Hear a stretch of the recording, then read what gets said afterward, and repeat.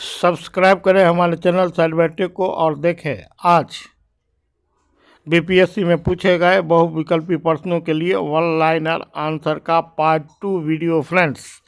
तो इसके पहले वीडियो में मैंने लगभग 50 क्वेश्चंस को सॉल्व करने के लिए वन लाइनर आंसर प्रोवाइड करवाए थे और इसी कड़ी में आज मैं दूसरा वीडियो लेकर आया हूं जो शेष क्वेश्चंस के लिए वन लाइनर आंसर प्रोवाइड करेंगे फ्रेंड्स। तो चलिए हम वीडियो को एक नज़र देख लेते हैं और उसके बाद हम वीडियो के लिए वन लाइनर क्वेश्चंस के वन लाइनर आंसर्स प्रोवाइड कराएंगे फ्रेंड्स, और जिसमें मैंने और बहुत सारी जानकारियों को दे रखा है। तो चलिए वक्त को खींचते हुए आज हम क्वेश्चंस वन लाए हैं। एमसीक्यू टाइप क्वेश्चंस है। जीवाणु की खोज किसने की? ए फ्लेमिंग, बी लैम्बेल, सी टेमिन और डी ल्यूएनहॉक। ई उपरोक्त में से कोई नहीं, उपरोक्त में से एक से अधिक। तो इसका आंसर हो जाएगा फ्रेंड्स ल्यूएनहॉक को जीवाणु की खोज करने के लिए जाना जाता है। ल्यूएनहॉक को माइक्रोबायोलॉजी का बोले तो सूक्ष्म जीव विज्ञान का जनक कहते हैं। ल्यूएनहॉक ने सर्वप्रथम जीवाणु की खोज की। आगे हमारा next MCQ type question, question number 53। कणीय तत्व क्या है? ठोस अवशिष्ट है, वायु प्रदूषक है, सी जल प्रदूषक है या फिर डी मृदा प्रदूषक है या फिर ई उपरोक्त में से कोई नहीं, उपरोक्त में से एक से अधिक। तो वायु प्रदूषक है फ्रेंड्स। कणीय तत्व वायु प्रदूषक है। और इस कड़ी में अब मैं वन लाइनर आंसर लेकर आया हूं फ्रेंड्स, जो कि लगभग पूछे गए बीपीएससी के प्रीलिम्स में बहुत सारे क्वेश्चंस को हल करेंगे। तो आप इस वन लाइनर को रीड करते रहेंगे, पढ़ते रहेंगे, देखते रहेंगे, याद करते रहेंगे और मैं समझता हूं कि यह प्रीवियस ईयर में पूछे गए प्रश्नों के उत्तर के लिए एक अच्छा संग्रह होगा। इसी आशा के साथ मैं अपने इस वीडियो को शुरू करता हूं। तो याद रखेंगे फ्रेंड्स, हमारा फर्स्ट वन लाइनर है जीवाणु की खोज 1676 ईस्वी में डच वैज्ञानिक एंटनी वान ल्यूएनहॉक ने की थी। ल्यूएनहॉक ने स्वयं के द्वारा बनाए गए एकल लेंस वाले सूक्ष्मदर्शी यंत्र से जीवाणुओं को सर्वप्रथम देखा था। एंटनी वान ल्यूएनहॉक को सूक्ष्म जीव विज्ञान के जनक, फादर ऑफ माइक्रोबायोलॉजी के नाम से जाना जाता है। इसी कड़ी में हम आगे बढ़ते हैं फ्रेंड्स। अलेक्जेंडर फ्लेमिंग की अगर बात की जाए तो पेनिसिलिन नामक एंटीबायोटिक की खोज की थी अलेक्जेंडर फ्लेमिंग ने। अलेक्जेंडर फ्लेमिंग को पेनिसिलिन के आविष्कारक के रूप में जाना जाता है।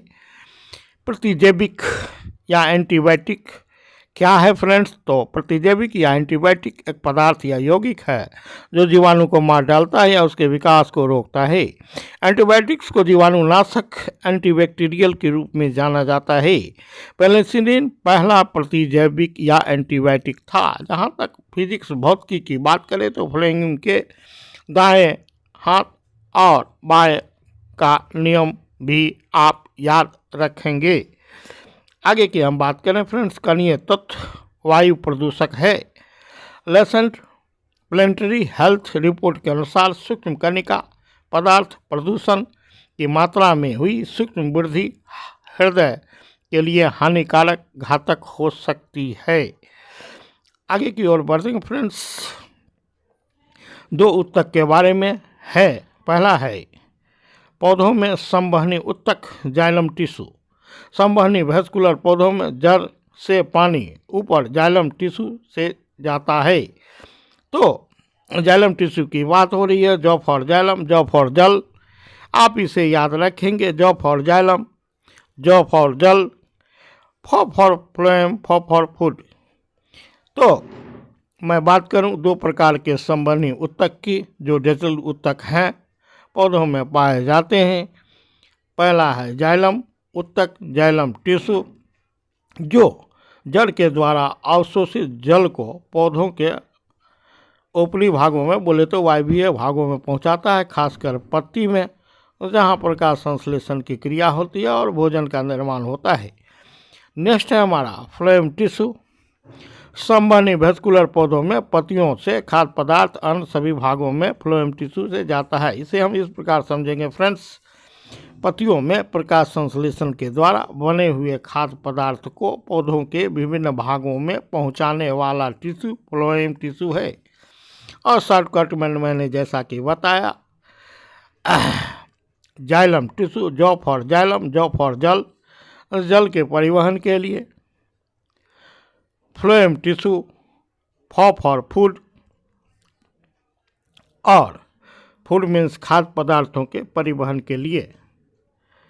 आगे हम बढ़ते हैं फ्रेंड्स, पेरेन्काइमा टिश्यू की बात होती है तो यह ऊतक समान तौर पर भोजन का भंडारण करता है। जलीय पौधों में वायु गुहाएं मौजूद होती है जो उन्हें तैरने में मदद करती है। इस प्रकार के पेरेन्काइमा को एरेन्काइमा कहते हैं, वायुतक कहते हैं। जहाँ तक पेरेन्काइमा को हिंदी में मृदुतक कहते हैं।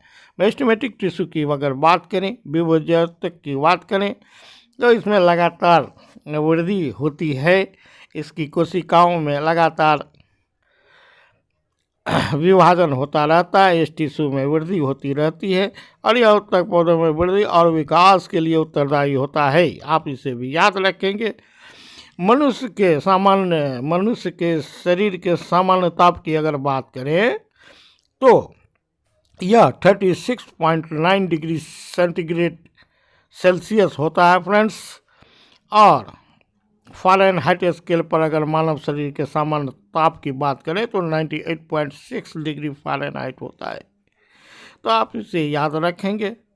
मनुष्य के शरीर का तापमान, सामान्य तापमान 36.9 डिग्री सेल्सियस। मनुष्य के शरीर का सामान्य तापमान 98.6 डिग्री फ़ारेनहाइट होता है।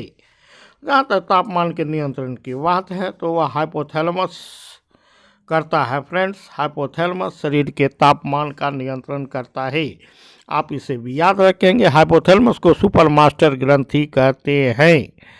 आगे हम बढ़ते हैं फ्रेंड्स, ब्लड की बात होगी तो ब्लड में 4 प्रकार के रक्त ग्रुप ब्लड के पाए जाते हैं फ्रेंड्स।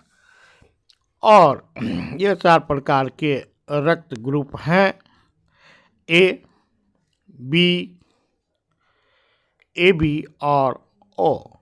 बोले तो रक्त ग्रुप ए, रक्त ग्रुप बी, रक्त ग्रुप ए बी और रक्त ग्रुप ओ। और इन चारों प्रकार के रक्त ग्रुप में 4 प्रकार के एंटीजन पाए जाते हैं और एंटीजन की उपस्थिति के आधार पर ही कार्ल लैंडस्टीनर ने 4 प्रकार के रक्त समूह का जिक्र किया और रक्त ग्रुप के, ब्लड ग्रुप के खोजकर्ता के रूप में कार्ल लैंडस्टीनर को जाना जाता है। साथ ही RH फैक्टर की अगर बात करें तो RH फैक्टर जो कि RBC की सतह पर पाए जाने वाला एक प्रोटीन है, जिसे बंदर में खोजा गया, रिसस बंदर में खोजा गया। इस आधार पर इसका नाम रिसस फैक्टर, RH फैक्टर रखा गया। तो इसकी भी खोज कार्ल लैंडस्टीनर ने की। आपसे पूछा जाता है फ्रेंड्स, रक्त समूह ब्लड ग्रुप की खोज किसने की? कार्ल लैंडस्टीनर ने की। RH फैक्टर की खोज किसने की? तो कार्ल लैंडस्टीनर ने की। सर्वदाता रक्त समूह की बात करें, यूनिवर्सल ब्लड ग्रुप की बात करें तो यह हमारा ब्लड ग्रुप ओ होता है। सर्वग्राही की अगर बात करें तो यह हमारा ब्लड ग्रुप ए बी होता है। आप इसे भी याद रखेंगे फ्रेंड्स। आगे की ओर हम बढ़ते हैं और देखते हैं कि सर्वदाता यूनिवर्सल डोनर वर्ग के रक्तदाता का रक्त ग्रुप ओ होता है। ओ रक्त ग्रुपधारी व्यक्ति सभी रक्त group A, B, A B तथा ओ धारी व्यक्ति को खून दे सकता है। आगे हम बढ़ते हैं। सार्वभौमिक ग्राही यूनिवर्सल रिसिपिएंट वर्ग के रक्तदाता का रक्त ग्रुप AB होता है। AB रक्त ग्रुपधारी व्यक्ति को अन्य सभी रक्त ग्रुप A, B, AB तथा O धारी व्यक्ति खून ले सकता है।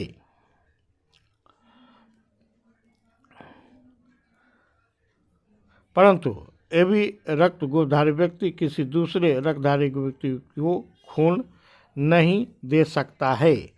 अर्थात जो AB ब्लड ग्रुप का व्यक्ति होता है वह यूनिवर्सल रिसिपिएंट होता है, सभी से रक्त ले सकता है। और अगर O ब्लड ग्रुप की बात करें तो यह सभी रक्त ग्रुपधारी व्यक्ति को ब्लड दे सकता है। रक्त ग्रुप की खोज कार्ल लिंडस्टर ने की। एंटीजन की उपस्थिति के आधार पर रक्त ग्रुप 4 प्रकार के होते हैं: blood group A, blood group B, blood group AB, blood group O। जैसा कि मैंने AB के सामने सर्वग्राही रक्त ग्रुप देख रखा है फ्रेंड्स, और O के सामने सर्वदाता रक्त ग्रुप दे रखा है।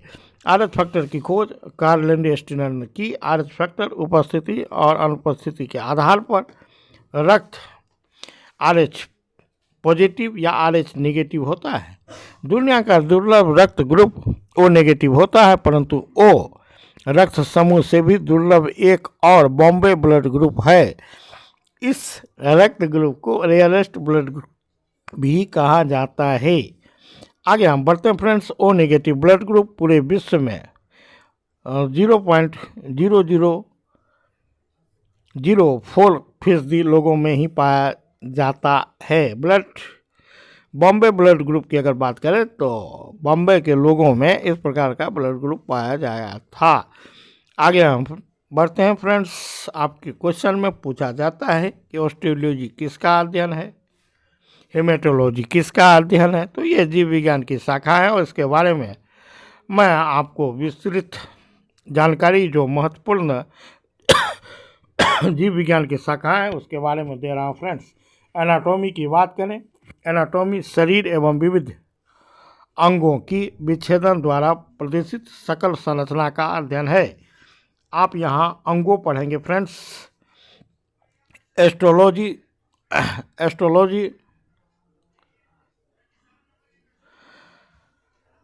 एंथ्रोपोलॉजी मानव जाति के सांस्कृतिक विकास का अध्ययन है। बायोमेट्रिक्स जीव विज्ञान के प्रयोगों में विभिन्न परिणामों का सांख्यिकी विश्लेषण एवं अध्ययन है। साइटोलॉजी कोशिका का अध्ययन है। इकोलॉजी सजीव एवं निर्जीव वातावरण से जीवन के विविध संबंधों का अध्ययन है। इथोलॉजी जंतुओं के व्यवहार का अध्ययन है। एंटोमोलॉजी कीट पतंगों का अध्ययन है। एंजाइमोलॉजी उत्प्रेरकों का अध्ययन है। एंडोक्राइनोलॉजी अंतःस्रावी ग्रंथियों का अध्ययन है। यूजेनिक्स कोशिकाओं में जीन से आरएनए और आरएनए से प्रोटीन श्रृंखला में परिवर्तन कर मानव जाति की उन्नति का अध्ययन है। जियोलॉजी पृथ्वी के आंतरिक संरचना का अध्ययन है। जेनेटिक्स जीवों के आनुवंशिक लक्षण एवं उनकी वंशागति का अध्ययन है। हिस्टोलॉजी सूक्ष्मदर्शी द्वारा अंगों की औतिक संरचना का अध्ययन है। हेमेटोलॉजी रुधिर एवं रुधिर रोगों का अध्ययन है। हेलमेंथोलॉजी परजीवी कृमियों का अध्ययन है और खास करके यह चपटी कृमियों का अध्ययन है। आगे बढ़ेंगे फ्रेंड्स। हर्पेटोलॉजी उभयचरों एवं सरीसृपों का अध्ययन है। या बोले तो herpetology is the study of amphibians and reptiles. Ichthyology मछलियों का अध्ययन है, स्टडी ऑफ फिशेस। इम्यूनोलॉजी संक्रमण के विरुद्ध जंतु शरीर के प्रतिरोध का अध्ययन है। कैरियोलॉजी केंद्रक का अध्ययन है, कैरियन मीन्स केंद्रक। माइक्रोबायोलॉजी अति सूक्ष्म जीवों का अध्ययन है, study of micro organism. Morphology जंतुओं की आकृति एवं संरचना का अध्ययन है। मैमोलॉजी स्तनधारियों का अध्ययन है। मायोलॉजी पेशियों का अध्ययन है। न्यूरोलॉजी तंत्रिका तंत्र का अध्ययन है। ऑस्टियोलॉजी कंकाल तंत्र हड्डियों का अध्ययन है। ऑर्निथोलॉजी पक्षियों का अध्ययन है। ओरोलॉजी पर्वतों और उसके निर्माण का अध्ययन है। फिजियोलॉजी शरीर के विभिन्न भागों के कार्य एवं कार्य विधियों का अध्ययन है। रेडियोलॉजी जीवों पर विकिरण प्रभाव का अध्ययन है। सार्कोलॉजी पेशियों का अध्ययन है। सीरोलॉजी रुधिर सीरम का वैज्ञानिक अध्ययन है। टैक्सोनॉमी जीव जातियों के वर्गीकरण एवं नामांकन का अध्ययन है। टेक्टोलॉजी शरीर के रचनात्मक संगठन का अध्ययन है। टॉक्सिकोलॉजी जंतुओं के लिए विशेष पदार्थों और शरीर पर इनके प्रभाव का अध्ययन है। जो जियोग्राफी पृथ्वी पर जंतुओं के वितरण का अध्ययन है। तो इस प्रकार फ्रेंड्स हम जंतु विज्ञान के विभिन्न शाखाओं का अध्ययन करेंगे और साथ ही साथ इसे याद रखेंगे, क्योंकि आज की परीक्षा में कुछ पूछे गए हैं, कुछ पूछे जाने वाले हैं, तो इसलिए मैंने सारे के सारे को आपको दे रखा है। और जो प्रश्न आपका पूछा गया था वह था ऑस्टियोलॉजी पर। तो चलिए फ्रेंड्स आगे की ओर बढ़ते हैं। मनुष्य में दांत की बात करें तो मनुष्य के जीवन काल में 20 दांत 2 बार विकसित होते हैं और 12 दांत केवल 1 बार पैदा होते हैं। यानी एक वयस्क मनुष्य के 32 अस्थायी दांत होते हैं। मनुष्य के दांत के प्रकार की बात करें तो मनुष्य के दांत 4 प्रकार के होते हैं। कृंतक, इंसाइजर, रत्नक, कैनाइन, अग्रचर्वनक, प्रीमोलर और चर्वनक मोलर। और दांत के ऊपर सबसे कठोरतम पदार्थ होता है, शरीर का सबसे कठोरतम पदार्थ होता है एनामेल कहते हैं उसे। आपको पहले के वीडियो में बताया गया था। मनुष्य के दंत सूत्र की बात करें तो 2123/2123 अर्थात ऊपर के जबड़े में 2123 और नीचे के जबड़े में 2123। अगर हम बात करेंगे फ्रेंड्स तो यहाँ इंसाइजर 2, कैनाइन 1, प्रीमोलर 2 और मोलर 3। आपको कभी कभी अलग करके भी पूछा जाता है फ्रेंड्स कि मोलर की संख्या कितनी होती है, प्रीमोलर की संख्या कितनी होती है, कैनाइन की संख्या कितनी होती है, इंसाइजर की संख्या कितनी होती है। तो आप ऊपर नीचे के दोनों दांत को कैलकुलेट करके बता सकते हैं। मनुष्य के खोपड़ी की अस्थियों की बात करें तो 28, खोपड़ी में अस्थियों की संख्या 28, कपाल में 8, मुख में 19, कंटिका में 1, कान में 6 और कान के हड्डियों की अगर बात करते हैं फ्रेंड्स तो स्टेपिस मध्य कर्ण में पाई जाने वाली हड्डी होती है। यह सबसे हल्की हड्डी होती है, यह सबसे छोटी हड्डी होती है। पैर की हड्डी खोखली होती है। आप इसे भी याद रखेंगे, आपके परीक्षा में पूछा गया था। 20 वर्ष की आयु में हड्डियों की संख्या लगभग 206। और अगर बाल्यावस्था की बात करें तो वह लगभग 300 के आसपास हड्डियां होती हैं, जो वयस्क अवस्था में बहुत सारे फ्यूज कर जाते हैं और 206 इनकी संख्या रह जाती है। शरीर की सबसे बड़ी और भारी हड्डी फीमर जांघ की हड्डी होती है। शरीर की सबसे छोटी हड्डी स्टेपिज कान की हड्डी होती है। हड्डियां बनी होती है कैल्शियम फॉस्फेट की बनी होती है। आप इसे भी याद रखेंगे। बढ़ते हैं आगे।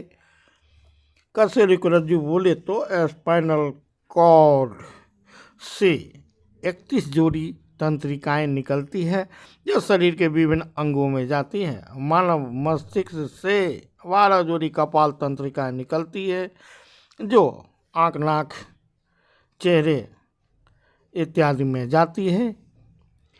अवशेषी अंग की अगर बात करें फ्रेंड्स तो प्राणियों के शरीर में कुछ ऐसे अंग होते हैं जिनका कोई कार्य नहीं होता, फिर भी रचनाएं हजारों वर्षों से पीढ़ी दर पीढ़ी चली आ रही है। ऐसे अंगों को अवशेषी अंग कहते हैं, वेस्टिजियल ऑर्गन्स कहते हैं।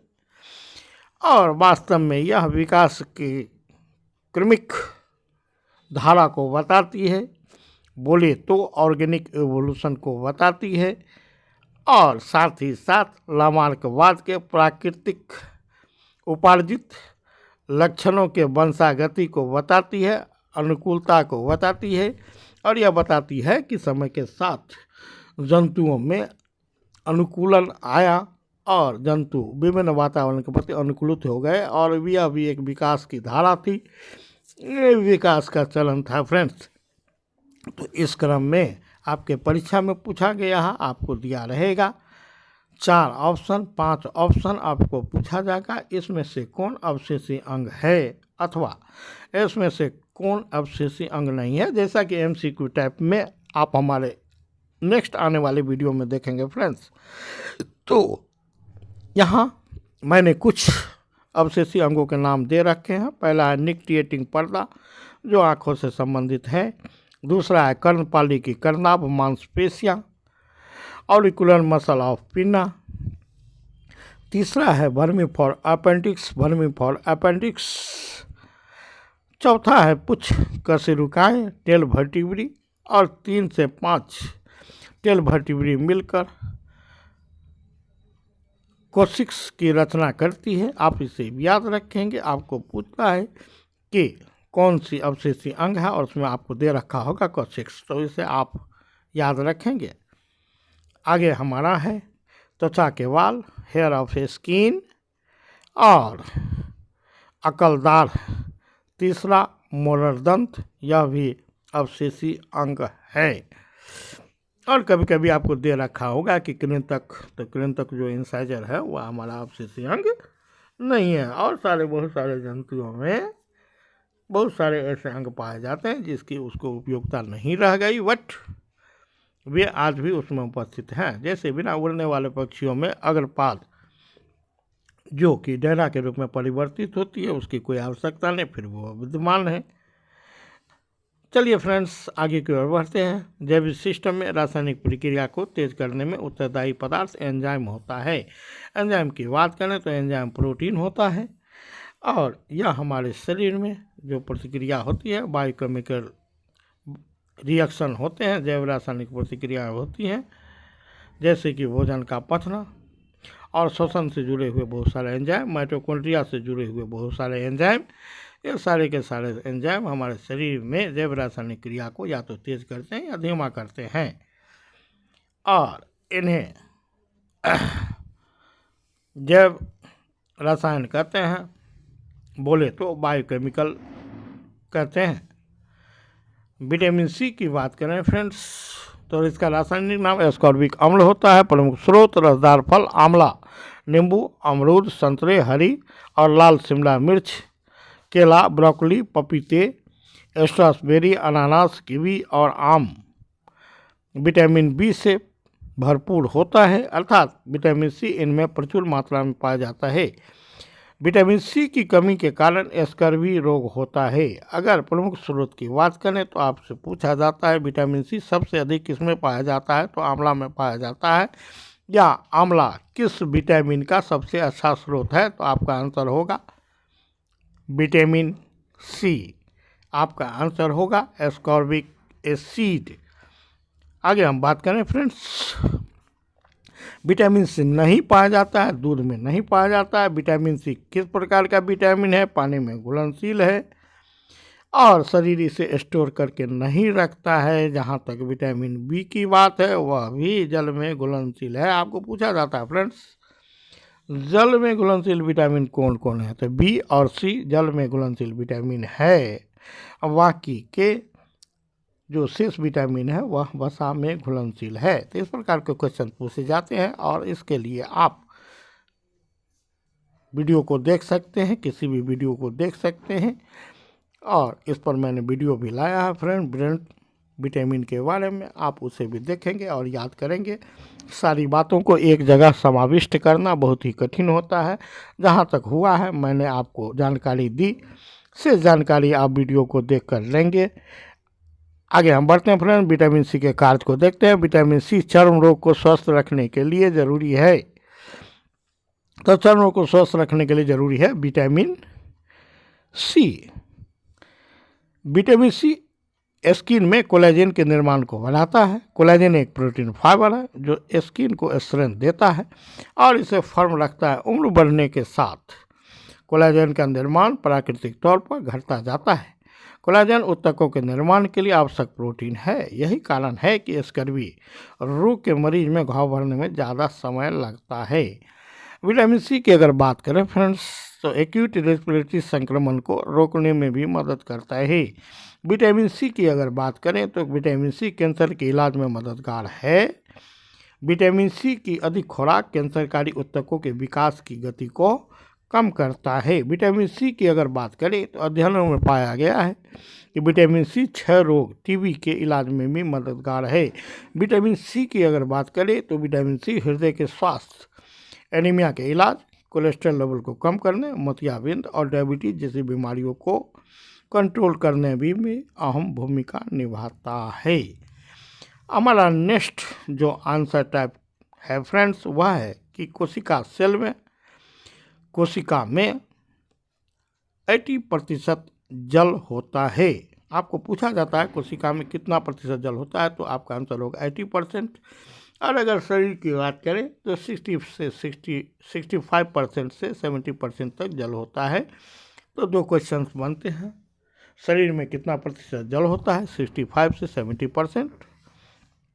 कोशिका में कितना प्रतिशत जल होता है, तो 80%, 80%। वर्तमान प्रमाण के अनुसार पृथ्वी पर बैक्टीरिया नीलहरित हैबाल का उद्भव 2.3 अरब वर्ष पहले हुआ था। और इस पर आधारित क्वेश्चन पूछा जाता है फ्रेंड्स कि कब हुआ था, आपको दिया रहेगा, लेकिन आपको याद रखना है कि वर्तमान प्रमाण का पृथ्वी पर बैक्टीरिया नीलहरित शैवाल का उद्भव 2.3 अरब वर्ष पहले हुआ था। और ये धरती पर के सबसे आदि प्राणी है और ये प्रोकैरियोटिक है। प्रोकैरियोटिक को अर्ध जीव भी कहा जाता है, प्रिमिटिव जीव भी कहा जाता है, क्योंकि अगर जीवन की उत्पत्ति हुई होगी तो इन्हीं से हुई होगी, और इसलिए इसे अर्ध जीव कहते हैं, प्रिमिटिव ऑर्गेनिज्म कहते हैं। जहाँ तक बात है फ्रेंड्स, आगे की ओर बढ़ते हैं। रिप्रोडक्शन से, प्रजनन से संबंधित है और लैंगिक प्रजनन से संबंधित है फ्रेंड्स। आपको पूछा जाता है कि निषेचन किसे कहते हैं, तो नर युग्मक शुक्राणु एवं मादा युग्मक अंडाणु के संयोजन की क्रिया को, फ्यूजन की क्रिया को फर्टिलाइजेशन कहते हैं।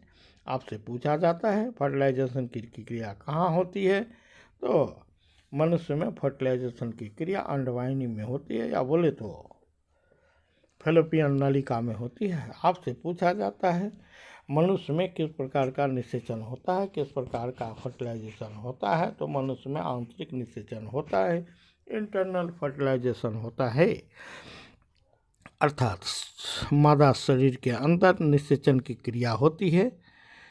और कहाँ होती है, तो आपको याद रखना है अंडवाहिनी में होती है या फैलोपियन नलिका में होती है।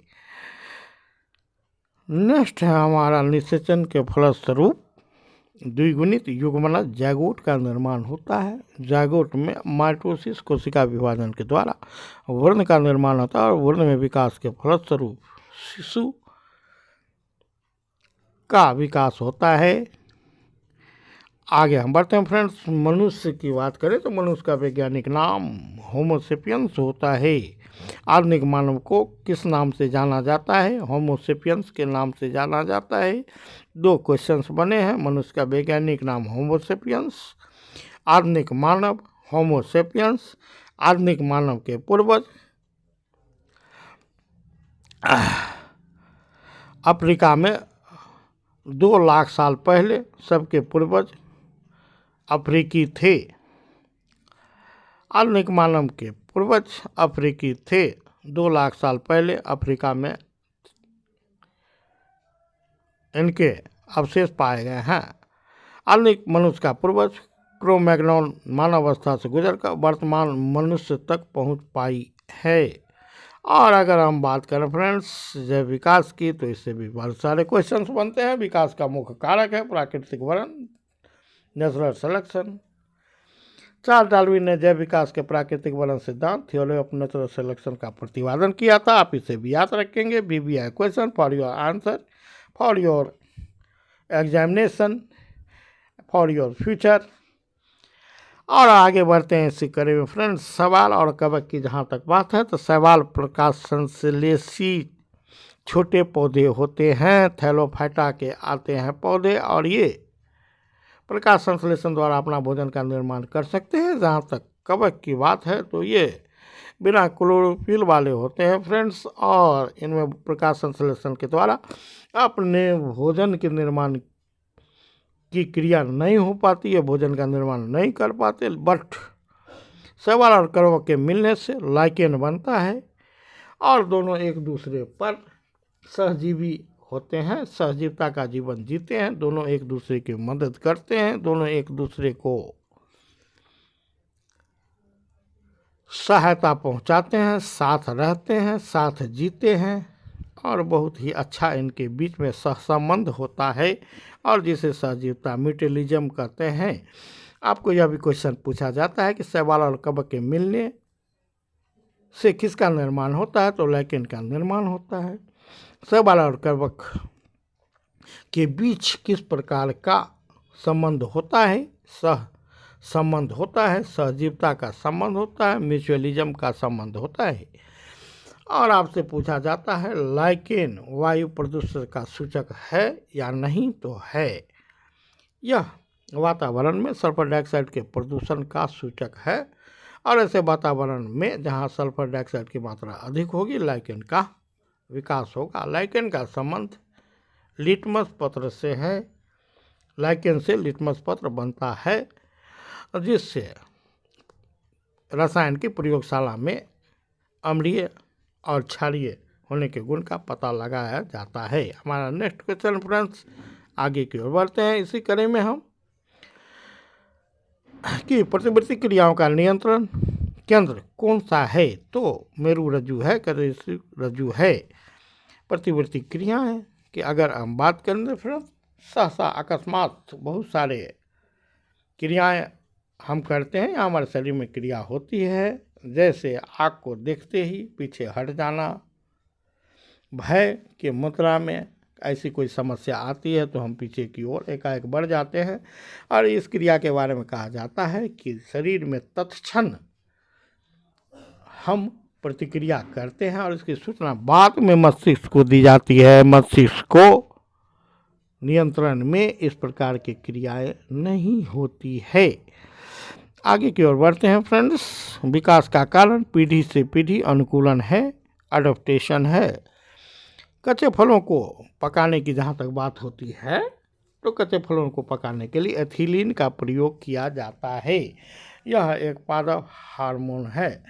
जहाँ तक बात है फ्रेंड एसिटिलीन की, तो एसिटिलीन का प्रयोग फलों को पकाने के लिए किया जाता है, बट इसे रोक लगा दिया गया है।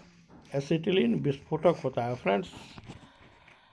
साथ ही साथ अगर हम बात करें, अगर दोनों का दोनों दिया रहेगा तो दोनों ही उत्तर होंगे, और अगर यह ऑप्शन रहेगा कि उपयुक्त में से कोई नहीं, उपयुक्त में एक से अधिक, तो वह सही होगा। अगर दोनों के दोनों दिए रहेंगे तो एथिलीन और एसिटिलीन। आगे हम बढ़ते हैं फ्रेंड्स।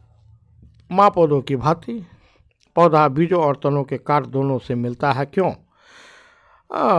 तो इसमें माइटोसिस की बात हो रही है। अगर बीज और तना के काट से कोई पौधा जन्म लेता है तो वह मदर प्लांट की तरह ही होगा, माँ पौधे की तरह ही होगा। मछलियों की अगर बात करें तो मछलियाँ जल में रहती है। मछलियों में गिल्स या गलफड़ों से श्वसन होता है। गिल्स या गलफड़ उसके श्वसन अंग होते हैं। मछलियाँ जल में घुली हुई ऑक्सीजन को ग्रहण करती है और रक्त में पहुंचकर वह विसरण के द्वारा शरीर के सभी भागों में पहुंचती है, और बाद में कार्बन डाइऑक्साइड भी जल में ही उत्सर्जित कर दिया जाता है। आगे की हम बात करेंगे फ्रेंड्स। जीव के रहने की जगह को आवास कहते हैं। नेक्स्ट है हमारा मधुमक्खी कॉलोनी के सदस्य एक दूसरे को कैसे पहचानते हैं, तो गंध से पहचानते हैं, स्मेल से पहचानते हैं। और मधुमक्खी कॉलोनी की अगर बात करें फ्रेंड्स तो इसमें 3 प्रकार के प्रजाति होते हैं मधुमक्खियों के कॉलोनी में। पहला होता है नर, जिसकी संख्या सैकड़ों होती है, श्रमिक जिसकी संख्या हजारों में होती है, और क्वीन जिसकी संख्या एक होती है।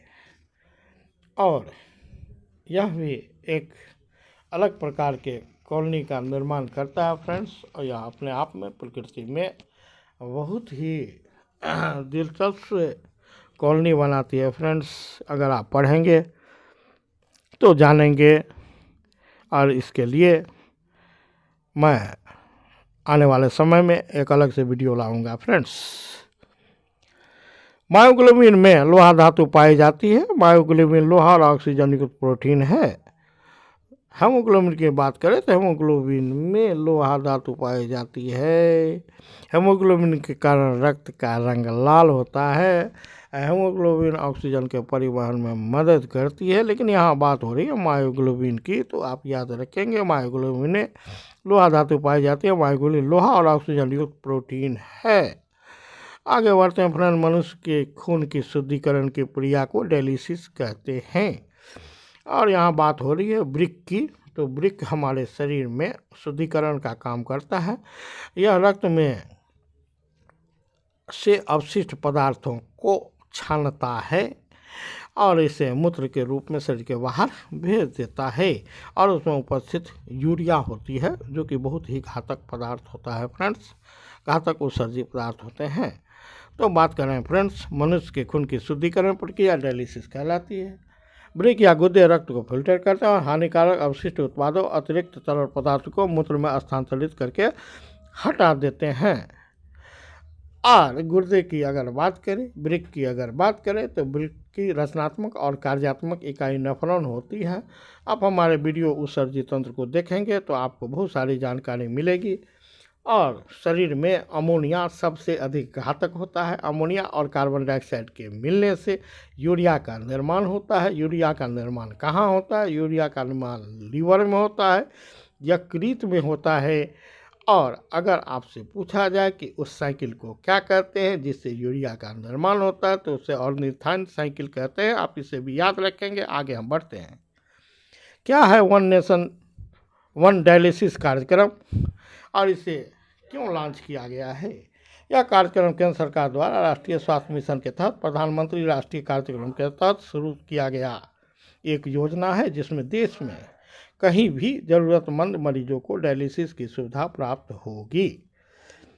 तो फ्रेंड्स आगे बढ़ते हैं। इंसुलिन हार्मोन क्या है? तो इंसुलिन हार्मोन एक प्रोटीन है। इंसुलिन हार्मोन कहाँ से स्रावित होती है? तो अग्नाशय या पेनक्रियाज से स्रावित होती है। अग्नाशय या पेनक्रियाज में आइजलेट्स ऑफ लैंगरहैंस होती है। लैंगरहैंस की दीपिकाई होती है। इसकी बीटा कोशिकाओं से इंसुलिन का स्रावन होता है। इंसुलिन मानव शरीर में कार्बोहाइड्रेट, ग्लूकोज उपापचय या चयापचय या बोले तो मेटाबॉलिज्म को नियंत्रित करता है। इंसुलिन शरीर में ग्लूकोज को नियंत्रित करता है। इंसुलिन यकृत कोशिकाओं में ग्लूकोज से ग्लाइकोजन बनाने की प्रक्रिया को भी प्रेरित करता है। जैसा कि मैंने पहले भी बताया, अगले वीडियो में बताया, फिर चर्चा कर रहा हूँ। बार बार यह क्वेश्चन पूछा जाता है।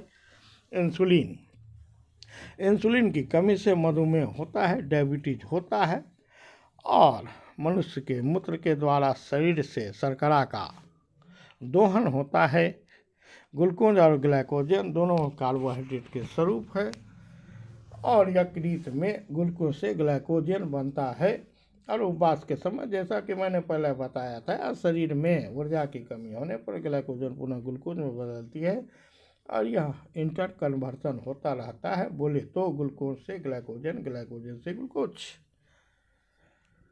आगे हम बढ़ते हैं फ्रेंड्स। एड्स के बारे में बात करते हैं। एक्वायर्ड इम्यूनोडिफिशियेंसी की सिंड्रोम की बात करते हैं, जो कि वायरस से होता है। और दुनिया में कोरोना से पहले एड्स एक बहुत ही घातक बीमारी के रूप में हमारे सामने आया, और यह अभी तक वर्तमान तक लाइलाज बीमारी है, जानलेवा बीमारी है, और असुरक्षित यौन संबंध के कारण यह बीमारी होता है। तो चलिए फ्रेंड्स, एड्स की बात करते हैं। तो एड्स वायरस के द्वारा होता है।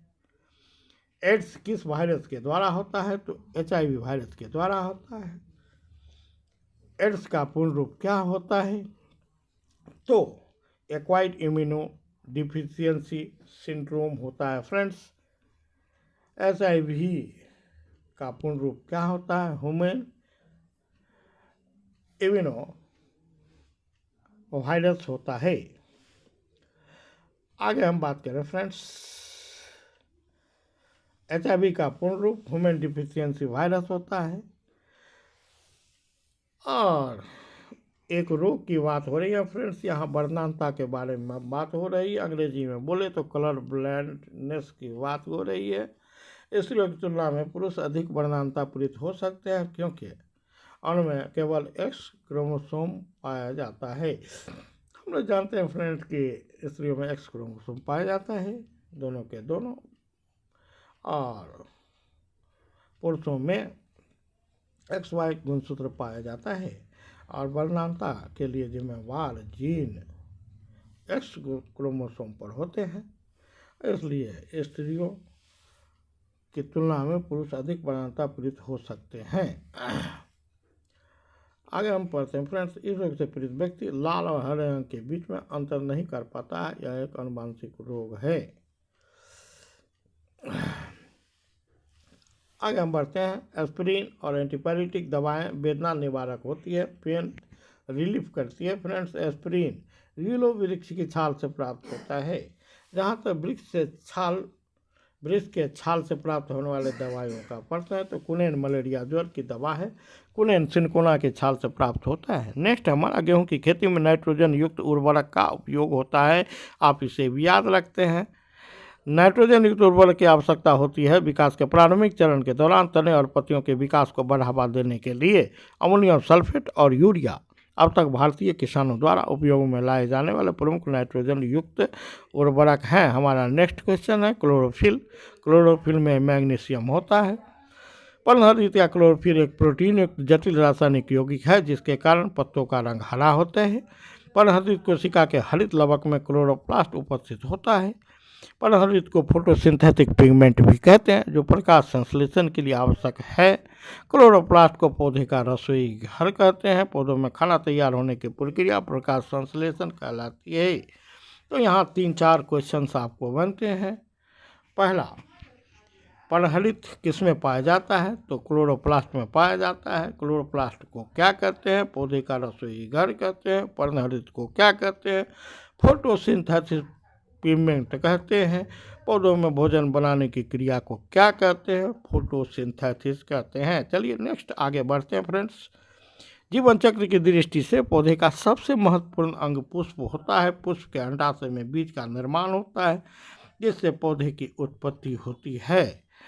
आगे हम बढ़ते हैं फ्रेंड्स। सबसे लंबा जीवित वृक्ष सिकोया रेडवुड क्या होता है? तो संयुक्त राज्य अमेरिका के उत्तरी कैलिफोर्निया में पाया जाता है। इसकी लंबाई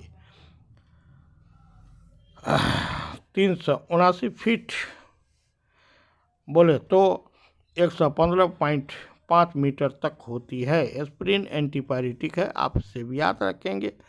प्रोटीन की बात करें तो दलहन में सबसे ज़्यादा प्रोटीन होता है, खासकर सोयाबीन में सबसे ज़्यादा प्रोटीन होता है। तना काट आमतौर पर गन्ना के परिवर्धन के लिए प्रयोग किया जाता है। संसार का सबसे बड़ा पुष्प रेफलिसिया जिनके संश्लेषण के लिए हरगोविंद खुराना को जाना जाता है। फ्रेंड्स, हरगोविंद खुराना नोबेल पुरस्कार सम्मानित भारतीय वैज्ञानिक थे। इन्हें 1968 में चिकित्सा में नोबेल पुरस्कार दिया गया। और डॉक्टर हरगोविंद खुराना ने आनुवंशिक कोड जेनेटिक कोड की खोज की थी। डॉक्टर खुराना ने आनुवंशिक कोड की भाषा समझने और उसके प्रोटीन संश्लेषण भूमिका का प्रतिपादन किया था। सभी प्राणियों का आनुवंशिक कोड जेनेटिक कोड बहुत सीमा तक एक समान होता है। इनमें 64 प्रविष्टियाँ बोले तो प्रकुट वाली एक सारणी द्वारा अभिव्यक्त किया जाता है। नेक्स्ट है हमारा डॉक्टरों द्वारा एनेस्थीसिया के रूप में प्रयोग की जाने वाली हास्य गैस नाइट्रस ऑक्साइड होती है।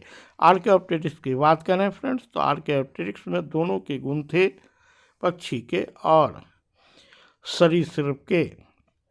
और जुरासिक युग का सर्व पुरातन पक्षी इसे माना जाता है। इसे सरीसृप और पक्षी वर्ग के बीच योजक कड़ी लिंग के बीच रूप में जाना जाता है। योजककारी का अर्थ होता है ऐसे जीव जिसमें किसी दो समूह या दो वर्गों के गुण पाए जाते हों। तो आर्किटेक्ट्स में पक्षी और सर्प दोनों के गुण पाए गए, इसलिए इसे connecting link in between the reptiles and birds माना जाता है फ्रेंड्स। और जैसा कि अगर हम विकासवाद की बात करें तो बर्ड्स आर ग्लोरीफाइड रेप्टाइल्स ऐसा भी कहा जाता है फ्रेंड्स। और योजककारी की अगर बात करें तो सजीव निर्जीव के बीच की योजककारी विषाणु है। पौधा और जंतु के बीच की योजककारी युगलिना है। योजककारी पर मैंने वीडियो दे रखा है फ्रेंड्स, इसे भी आप देखेंगे और पढ़ेंगे। डॉल्फिन की बात करें फ्रेंड्स तो डॉल्फिन स्तनपायी जलीय जंतु है। स्तनपायी जलीय जंतु है। स्तनधारी हमेशा जल में नहीं पाए जाते हैं फ्रेंड्स, लेकिन दो स्तनधारी खासकर जल में रहने के लिए जाने जाते हैं, जलीय जीवन के लिए जाने जाते हैं। यह है एक डॉल्फिन और दूसरा हमारा ब्लू व्हेल। आगे हम बढ़ते हैं फ्रेंड्स। गंगा डॉल्फिन भारत का राष्ट्रीय जलीय जीव है।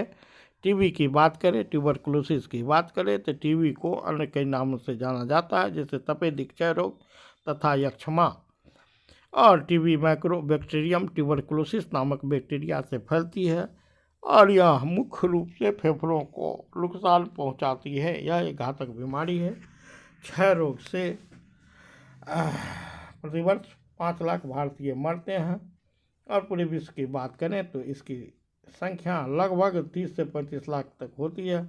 यह फेफड़ों को प्रभावित करता है, यह फेफड़ों को नुकसान पहुंचाता है, यह फेफड़ों को क्षति पहुंचाता है और यह हवा से फैलने वाली संक्रामक बीमारी है। इसे भी आप याद रखेंगे फ्रेंड्स। शर्करा में सबसे मीठी फ्रुक्टोज होती है। F for fructose, F for fruit, आप इसे याद रखेंगे। शर्करा में सबसे मीठी फ्रुक्टोज होती है और ये फल पाए जाते हैं। और मटर के पौधे की बात है तो मटर का पौधा शाक है, मटर रबी फसल है, मटर द्विबीजपत्री पौधा है। थायराइड ग्रंथि की बात करें फ्रेंड्स तो थायराइड ग्रंथि हमारे गर्दन भाग में पाई जाती है, स्वर यंत्र के नीचे पाई जाती है, श्वास नली के दोनों ओर पाई जाती है। यह तितली के आकार की ग्रंथि होती है। अंग्रेजी के कैपिटल अक्षर एच के समान एच सेपरेट होती है। थायरोक्सिन से स्रावित होने वाले हार्मोन को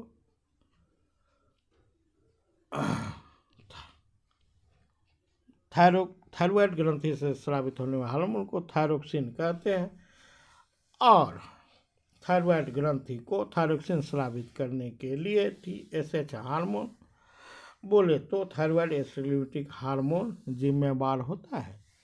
अगर TSH की बात करें बोले तो थायराइड स्टिमुलेटिंग हार्मोन की बात करें तो यह हार्मोन पीयूष ग्रंथि या पिट्यूटरी ग्लैंड से स्रावित होता है। पीयूष ग्रंथि को मास्टर ग्लैंड भी कहते हैं, इसे भी आप याद रखेंगे। और बढ़ते बढ़ते अब हम वीडियो के अंत में लगभग चल रहे हैं फ्रेंड्स। हम जानते हैं कि मानव एवं तिलचट्टा सर्वाहारी जंतु कहलाते हैं। गाय भैंस बकरी शाकाहारी जंतु कहलाते हैं। शेर वाघ लोमड़ी भेड़िया मांसाहारी जंतु कहलाते हैं। और अगर इन जंतुओं पर विचार करें तो इसे इकोसिस्टम में, इकोलॉजी में, पारिस्थितिकी तंत्र में कुछ इस प्रकार से आहार श्रृंखला के चेन के बारे में भी देख सकते हैं फ्रेंड्स। और इस पर आधारित प्रश्न आपके परीक्षा में पूछे जाते हैं तो हम याद रखेंगे। प्राथमिक उत्पादक हरे पौधों जो सूर्य के प्रकाश की उपस्थिति में प्रकाश संश्लेषण द्वारा भोजन तैयार करते हैं प्राथमिक उत्पादक कहलाते हैं। प्राथमिक उपभोक्ता जंतु जो प्राथमिक उत्पादक को भोजन के रूप में ग्रहण करते हैं प्राथमिक उपभोक्ता प्राइमरी कंज्यूमर कहलाते हैं, जैसे हिरण खरगोश गाय भैंस इत्यादि। द्वितीयक या गौण उपभोक्ता जंतु जो शाकाहारी जंतुओं पर अपने भोजन के लिए निर्भर करते हैं द्वितीयक या उपभोक्ता गौण उपभोक्ता कहलाते हैं, जैसे बाघ शेर भेड़िया इत्यादि। और अब घटक जो सभी पेड़ पौधों जो मृत पेड़ पौधों और मृत जीव जंतुओं को अवक्षय करता है, डिकम्पोज करता है, उनसे अपना पोषण प्राप्त करता है और बाकी बचे हुए सारे कार्बनिक पदार्थों को पुनः वातावरण में भेज देता है। यह रिसाइकिल होकर के पुनः पौधों के माध्यम से जीवों में प्रविष्ट करता है, खाद्य श्रृंखला में प्रविष्ट करता है। इस प्रकार से रिसाइकलिंग ऑफ मटेरियल्स चलता रहता है। कार्बन चक्र, ऑक्सीजन चक्र, फास्फोरस चक्र, नाइट्रोजन चक्र आदि बहुत सारे चक्र होते हैं रिसाइकलिंग के, बायो जियोकेमिकल साइकिल के। तो फ्रेंड्स, इसी के साथ आज हम वीडियो को अंत करेंगे और इस पर आधारित एक प्रश्न जो आपके बीपीएससी के परीक्षा में पूछा गया। फ्रेंड्स, जब हम बकरी या भेड़ का मांस खाते हैं तब हम द्वितीयक उपभोक्ता क्या कहलाते हैं? तब हम द्वितीयक उपभोक्ता कहलाते हैं, सेकेंडरी कंज्यूमर कहलाते हैं। क्यों? क्योंकि हम प्राइमरी कंज्यूमर जो कि शाकाहारी होते हैं, उसको खाने वाले जो कि हम प्राथमिक उपभोक्ता प्राइमरी कंज्यूमर शाकाहारी को खाते हैं, इसलिए हम लोग मांसाहारी कहलाते हैं। बकरी क्या है? तो बकरी प्राथमिक उपभोक्ता है, प्राइमरी कंज्यूमर है, जो प्राथमिक उत्पादक हरे पेड़ पौधों को खाता है। तो चलिए इसी के साथ विदा लेते हैं। थैंक्स फॉर वाचिंग और आज के लिए good day, not good night friends. तो गुड डे में मैं आपका अभिनंदन करता हूँ और विदा लेता हूँ। आज अपने इस वीडियो को समाप्त करते